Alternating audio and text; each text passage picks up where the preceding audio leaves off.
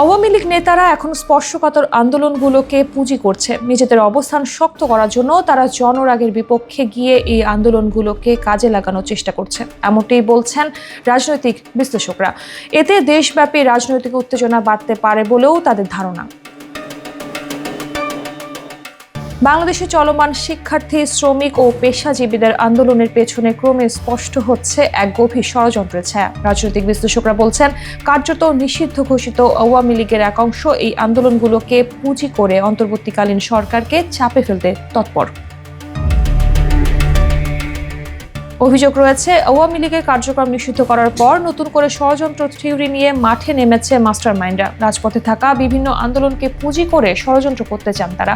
এক্ষেত্রে হোয়াটসঅ্যাপে ছাড়াও সামাজিক যোগাযোগ মাধ্যমের নানা অ্যাপস ব্যবহার করা হচ্ছে। অপরদিকে আওয়ামী লীগের অফিসিয়াল ফেসবুক পেজে মশাল মিছিল, লিফলেট বিতরণের মতো কর্মসূচিও দেওয়া হয়। এভাবে আত্মগোপনে থাকা নেতাকর্মীদের উস্কে দিয়ে স্যাবোটাজ প্ল্যান বাস্তবায়ন করতে মরিয়া দলটির দেশি বিদেশি চক্র।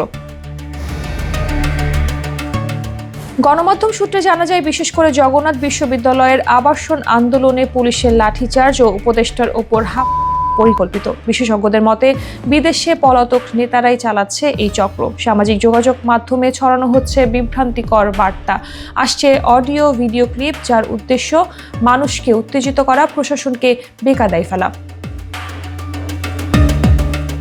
তাদের টার্গেট সরকারি ব্যর্থতার সুযোগ নিয়ে অস্থিরতা ছড়ানো, দ্রব্যমূল্য, চাকরি, নিরাপত্তা সবকিছুই তাদের হাতিয়ার। বিশ্লেষকরা বলছেন, এই পরিস্থিতিতে সরকারকে হতে হবে আরও সতর্ক। আন্দোলনের নামে সহিংসতা হলে দেশের স্থিতিশীলতা বিপন্ন হতে পারে। গণতন্ত্রের স্বার্থে সকল পক্ষকে এখনই নিতে হবে সময় উপযোগী সিদ্ধান্ত।